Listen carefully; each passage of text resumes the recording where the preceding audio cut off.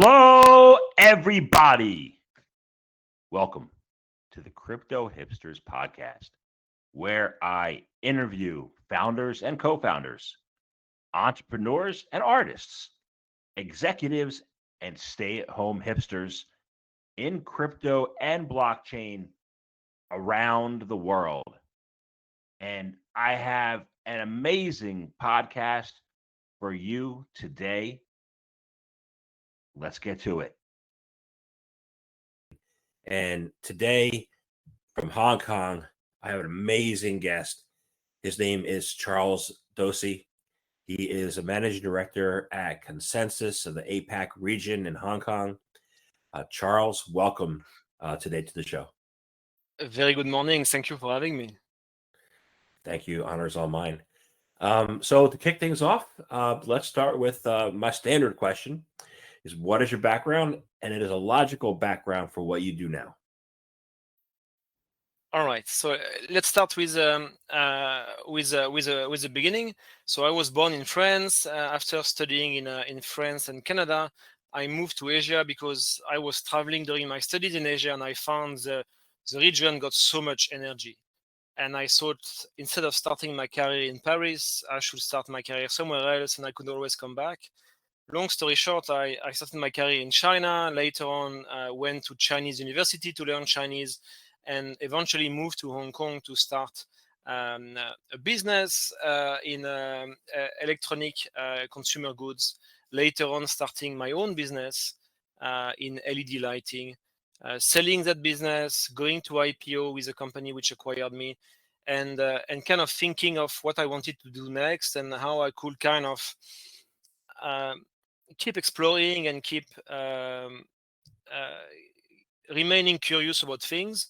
And I decided to go in finance. I joined a startup with which I launched the first robo-advisor in Asia out of Tokyo and Hong Kong. So think of the wealth front and betterment of the world back in 2015. So very exciting time, the very early days of the fintech ecosystem in Hong Kong. And during my stay in this startup, I was eventually invited by the Hong Kong government to join them as a head of fintech within one of the departments called Invest Hong Kong, and building a fintech practice over there, working very closely with the Secretary of Finance and the regulators over there to shape and craft the strategy and execute the strategy on shaping the Hong Kong fintech ecosystem. So I've been working very closely with a lot of stakeholders from the private and public sector. I was the organizer of the Hong Kong Fintech Week, which we grew from 2,000 attendees to 10,000 attendees, and we made this event a cross-border event between Hong Kong and China. And in this context, together with my team out of Hong Kong, London, and San Francisco, we help about 450 companies to set up their business in Hong Kong. And there was one vertical among the many verticals I was focusing on, which was blockchain. So I was thinking deep about this ecosystem, which was still very early back in 2016, and thinking, okay, what kind of companies, what kind of entrepreneurs do we want to attract and eventually settle in Hong Kong to contribute to the fintech ecosystem in general. And in this context, I met with Joe Lubin, the founder of ConsenSys and the co-founder of Ethereum, the largest smart contract blockchain in the world today, and eventually joined the company to start their Hong Kong office. So I now lead the Hong Kong office for ConsenSys. I'm also in charge of all the business development activities in Asia. So that means teams in Hong Kong, Singapore, Australia, and Japan. And we are the world leader in blockchain engineering. So we are not into trading. We are not speculators. We are really a large group of 700 engineers, deep tech engineers, building protocols, building infrastructure for central banks, for commercial banks, for healthcare providers, for decentralized finance startups. And I've been passionate about this topic for many years, and I'm very grateful for making it my full-time job today. Great. So I was going to ask you, what is ConsenSys? You did tell me exactly what ConsenSys is, and I know I went to a conference in 2017 and I met a lot of people there. But ConsenSys has gone through a change, right, in the last few years to be focused less on social impact, more on what have you seen the development in your area? Sure. So ConsenSys is a 6 years old company. So we were created really at the beginning of the Ethereum ecosystem, and the company grew with the ecosystem itself. So the early days of ConsenSys was probably more of a venture studio, helping the protocol growing, supporting entrepreneurs with ecosystem support, with kind of seed investment support. That's where companies such as MetaMask were born, Infura, and many others. And then we kind of grew with the ecosystem itself, and the ecosystem matured. The ecosystem kind of got more and more focus. So today we are the world leader on the Ethereum engineering in general. And we have different groups within ConsenSys. We have people working at the protocol level, so really the Ethereum blockchain itself. Should it be deployed in a public manner or permission private network manner? We have people working on application layers. So think of the teams at ConsenSys such as Codify or many others. And we have services around these three core components: base layer, middleware, and applications, such as diligence for all the security audits and security services in general for the space, as well as professional services and many others. So we really cover the full stack, really with a strong focus on technology, a strong focus on innovation, and helping partners going from entrepreneurs, decentralized startups, NFT issuers, up to commercial banks and central banks. So here in Asia, we are working closely with a handful of central banks from Australia, Singapore, Thailand, Hong Kong, and Korea, helping them to essentially reinvent money and helping them to put their domestic currencies on blockchain infrastructure. So that's really a privilege, and it's fascinating to be able to craft the future of finance, helping societies to reinvent money, to help reinvent the third generation of internet, as we call it, the Web3, which is really the internet of values, the internet of direct interactions between users, and leveraging the power of smart contracts and decentralized networks. Excellent. So you are in Hong Kong, and you did say that you got involved in Invest HK, and I just wanted to get some clarity on what that was or is. Sure. So Invest Hong Kong is essentially the promoting arm of the Hong Kong government. So it's a team of about 100 plus people spread it over 30 cities all over the world. And what I was doing at the time, and obviously the department is still striving, is really explaining and educating global entrepreneurs about Asia, about Hong Kong, and how Hong Kong can contribute to their expansion of their business in Asia. So at the time, we were focusing on three main markets: mainland China, explaining Hong Kong to mainland Chinese and explaining them how Hong Kong can be a kind of a launch pad for their global expansion. Spending a lot of time with European as well as American entrepreneurs in fintech to get them educated about Asia fintech in general, and kind of assisting them into building their operations in Asia, starting from Hong Kong. Great. So I want to get into the blockchain and crypto scene in Hong Kong, but I got to do a couple things first. One is I got to mention that you're an author of a book called Block Kong. So I want to ask you about your inspiration behind that. What's that about? What are the lessons people should take from that book, and why they should read it? Absolutely. Thank you for that. So Block Kong is essentially a word I kind of crafted myself. It's a mix, obviously, of blockchain and Hong Kong. And why did I write this book is working for almost 3 years with the Hong Kong government, I got to see how much of action and how influential was the Hong Kong blockchain ecosystem. And Hong Kong is a very organic fintech ecosystem. The government is there, and I was part of the government at the time, but it's very much a market-driven economy. So the government is very much into a laissez-faire kind of philosophy. Therefore, the marketing and the branding of the city is done organically, which is not always the most efficient way. But the reality is a large part of the global crypto elite is from Hong Kong or has started in Hong Kong. Because there is this proximity with China, because there is this very liberal economy and laissez-faire kind of economy. So it allowed in the very early days, back in 2014, to start a blockchain ecosystem. Obviously, starting with Bitcoin, later on starting with continuing with Ethereum and some other blockchain. But that was really a very liberal economy, which led the blossoming of these blockchain innovators. And what I wanted to do in this book is essentially to cover 21, and it's obviously a lucky number for the people in blockchain. 21 blockchain entrepreneurs to kind of map and put into the spotlight the great successes and the entrepreneur journeys in the ecosystem of blockchain.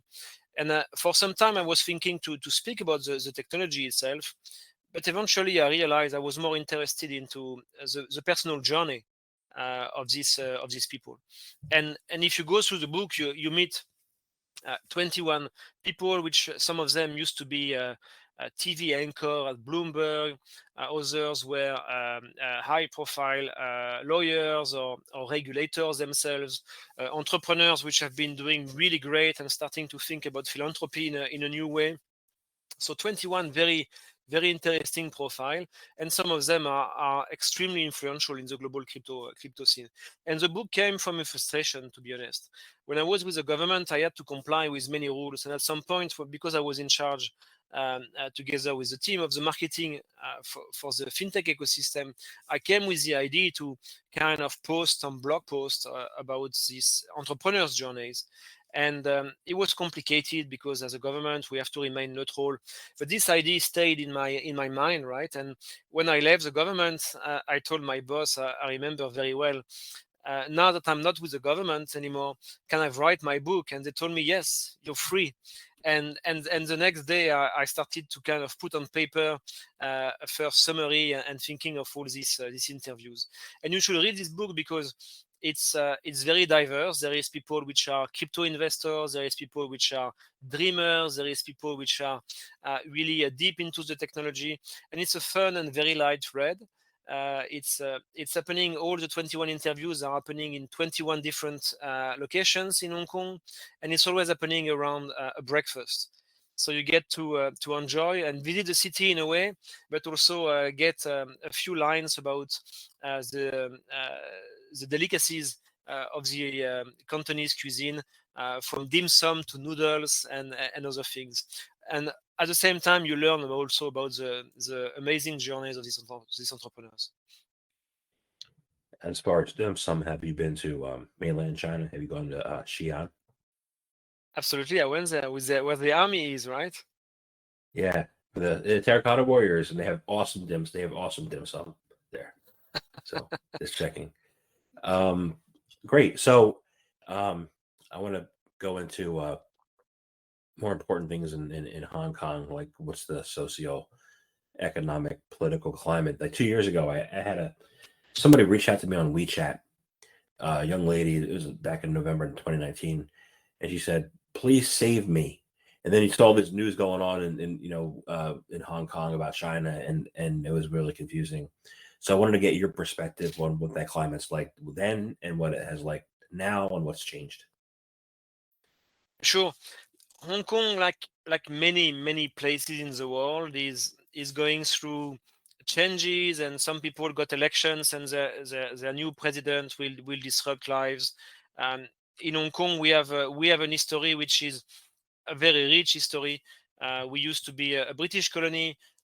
We got independent again and back to China as a special administrative region back in 1997, and it makes Hong Kong a very special place, a place where there is a mix of influence from the West and from mainland China. We have our own legislations. We have our own currency. Many things are very special to Hong Kong.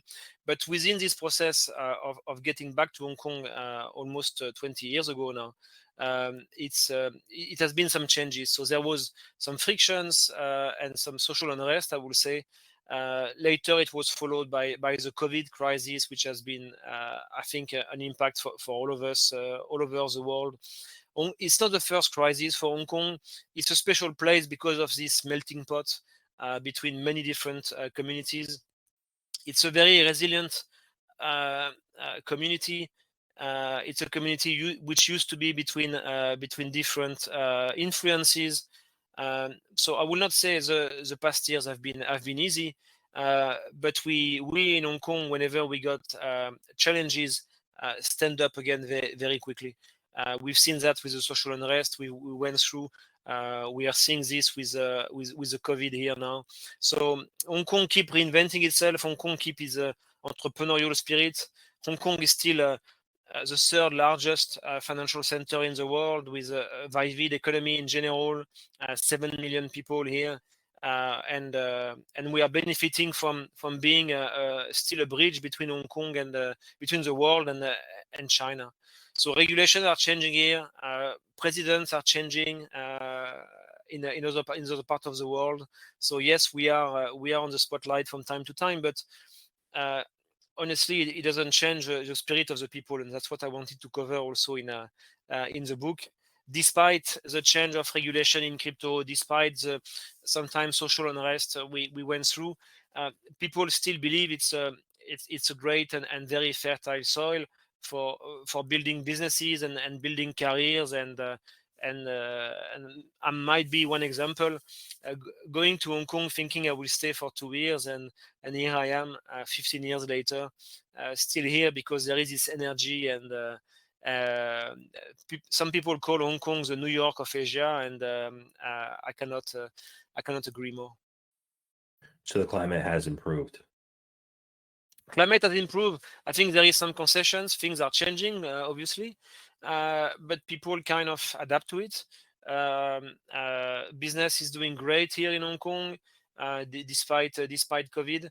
If we come back to crypto purely, we have some change in regulations, but these changes of regulations are happening in waves, but more or less they will all align eventually.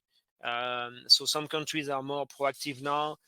Some countries are more contracting on crypto, but eventually we still have like 3 companies listed on the Hong Kong Stock Exchange which are dedicated to the crypto and blockchain business. We still have numerous exchanges here, and I can tell you, building a team here in Hong Kong for ConsenSys, the job market for blockchain talents and digital asset talents is very tight. Everyone is building on this. So yes, regulations are changing. The regulations are changing in Europe, in Japan, in the US, as well as in Hong Kong. And I guess we are all resilient and passionate about building this new infrastructure for the societies. Great. So let's talk about the blockchain and crypto specifically in Hong Kong, right? What trends are you seeing? What's being built? What are you seeing specifically as far as industry building, as far as what's taken off there? So Hong Kong and blockchain is a long story. If you look back at the first time the government of Hong Kong starting to mention blockchain and crypto, it was back in 2014. 2016, the HKMA, the central bank of Hong Kong, started to work on CBDCs and blockchain itself. And there is, like in many places in the world, kind of a line being drawn between cryptocurrencies and blockchain as a technology. And Hong Kong is definitely, as many places in Asia, full on blockchain technology. You see that from the government perspective, starting to build a platform to connect different departments of the Hong Kong government and exchanging information much more effectively. You see the HKMA working on central bank digital currencies very actively. ConsenSys is building the M bridge, the multiple CBDC bridge, building a platform where 4 central banks are meeting each other and creating a cross-border CBDC platform to enable and support cross-border trade and business in general. In the crypto side itself, I think regulations is coming also in Hong Kong, as it's coming in the US and Europe, and there is more rules coming up. But the chance of Hong Kong was that we started with a very limited number of rules, so it created from the get-go a very vivid and rich environment. So now regulations are coming. We see some companies starting to kind of revamp their product offering with the Hong Kong customers. But it's doing very well. Clearly, the NFT is doing well here in Hong Kong, and all the institutional upgrade of infrastructure is happening, from central banks to commercial banks and investment bank. We see very large players here building large teams, up to 100 people full time on digital assets, and thinking how they can work on bond issuance, how they can start new business line around carbon credits. The governance here is also a big topic, which will be enabled by blockchain. So there is mitigate signals coming, but I can tell you, being on the ground here, that overall it's extremely energized and super active ecosystem on blockchain. Great. So you mentioned CBDC, right? Which is the China currency. And immediate thoughts are, China banned Bitcoin again. And they want to roll out their centralized currency. But you have, mentioned cross-border. You have relationships over there with China, with Taiwan, with Hong Kong, with all the countries. How do you see that CBDC actually playing out if it's not from an isolationist perspective? That's a very important question. De facto today, you've got 2 different renminbis. Renminbi being the currency of China. So technically, as a banker, you will call CNH and CNY. So CNY is a renminbi which is living domestically inside China, and there is also what we call an offshore renminbi. So you have de facto 2 renminbis, and this is it's a fact for many years now. So we've seen China getting clearly a head start on every single country in the world on CBDCs, looking at how they can essentially empower their economy, making sure there is a fair play within the payment industries. You might be aware that Alipay and WeChat clearly dominate the payment industry today, and possibly it was one of the numerous reasons why the CBDC came in, also to kind of come back to a more plain level field for everyone in the payment industry. But that's happening in China. So China has a very interesting approach to CBDCs. They started with a retail use case. They started with CBDCs for you and me and every single users, whereas we in the West have been starting mostly around wholesale CBDC. So the CBDC between the central banks and the commercial banks. So it's yet to be seen how the renminbi, the international CBDC of the renminbi, will be designed and how it will work. I think it's still in the play, and probably there is a time gap which will be filled by other currencies, leading currencies globally, and seeing how they will eventually go for the internalization of their currency as CBDCs. So it's yet to be seen. But what is for sure is that, as per today, 2021, China digital renminbi, which is called eCNY, is clearly very, very close to be fully launched. And my prediction for 2022 is that the volume of CBDC transaction in China will surpass the volume of stablecoin in US dollar in the whole crypto industry. So it's already a big business. About 89 billion US dollar are already tokenized on the blockchain today. But my prediction is that the volume of transaction on CBDC will be catching up in no time, as soon as China deploy fully their CBDC in production in their domestic market. That's interesting. I never determined that there. I never considered there was a distinction between internal and external. So thank you for that distinction. So you mentioned something else too, and this is a area where I think is going to be growing You mentioned carbon credits. What role is ConsenSys and blockchain crypto in Hong Kong taking in the global carbon credits or discussion? So carbon credits are part of a very strong theme which has been gaining momentum tremendously over the past years of ESG, right? And what is very interesting is that some of the first movers and visionary financial players have clearly set the rules that a new business line should not be developed and built on legacy systems, because they've been spending enough time on their legacy systems as a bank, and they know their limitations. So as soon as there was a new business line coming up, such as carbon credit, some visionaries decided that it should not sit on the same software infrastructure, and that's where blockchain really came as a strong support for this kind of new business. And the interesting thing within the carbon credit business, it's a global business. Part of the world are negative, other part of the world are very positive. So from the get-go, it starts as a ESG, as a strategic, and also as a global market. At ConsenSys, what I can disclose as public information, we are already working with 4 commercial banks between Canada, Brazil, Australia, for building a wholesale CBDC, a wholesale carbon credit platform, where the banks can start to enable and help essentially the SMEs and countries which are giving rules to the companies in their domestic market to start to neutralize their carbon footprint. And should you be consuming too much carbon, you should be essentially compensating with carbon credit.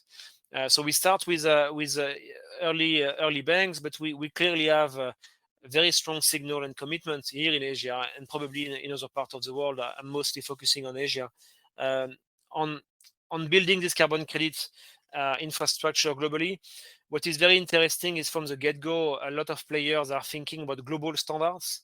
So my thought is that the standards in carbon credit definitions and trading and redemptions and retirement of these carbon credits, the standardization and the confluence and convergence of these standards will be really accelerated. That will be great for the whole market. And at ConsenSys, we provide this enterprise infrastructure. We provide connectivity when the time will come with CBDCs and central banks. So obviously, carbon credit are usually supported heavily by governments. So the knowledge we acquired spending time with central banks building their CBDC infrastructure is helping us to kind of building some bridges or building some first connections between the new infrastructure for the new markets, such as carbon credit. Awesome. So it seems to me like there's a lot of opportunity there in Hong Kong. For the developers who haven't gotten off the ground here or anywhere else, why should they come to Hong Kong and join you in the build out of this amazing ecosystem and infrastructure? If you are a young developer, just come in Asia, come in Hong Kong, because you will feel the energy. You want to just to be exposed. I think if you have the chance to travel the world, and whoever has spent a few days in Hong Kong will always remember them. It's one of those cities, right? So as a young developer, I can only invite you to be in touch with ConsenSys, be in touch with the multiple companies building the future infrastructures here in Asia, and just come and learn. You will always have the chance to come back home if you want. But don't miss the opportunity to discover the world, to work with other colleagues, and to get exposed to new things. So it starts very, very easily. Just craft your resume for new opportunities. Don't let any chance off the table. Just apply for jobs, and maybe it's not going to work every time, but until it works, just keep going for it. But definitely there is fantastic careers to be built in blockchain and digital assets. You might start with your career in a startup and eventually joining a larger bank or government organization. There is just a topic which is being pulled by by multiple organizations. So just stay hungry, stay curious, and just go for it. It's being exposed to Asia is always a positive thing. Great. So I want to thank you. I have one last question. I want to thank you for your time today. This has been a great conversation for me. I've learned a lot, and I'm excited about opportunities over there. So my last question is this: how can people find out more information about you, about what you do? How can they contact you? How can they do that? Sure. Thank you for having me today, Jamil. If you want to know more about the book, go on blockcong.com, and you will find me on social media at Charles Dossi, on LinkedIn and Twitter mostly. So maybe we can add a few links in the comment notes. But I really appreciated your invitation and the conversation, and I'll keep reading and listening to the podcast. So thanks again for having me. Thank you very much for your time today. It's been an honor.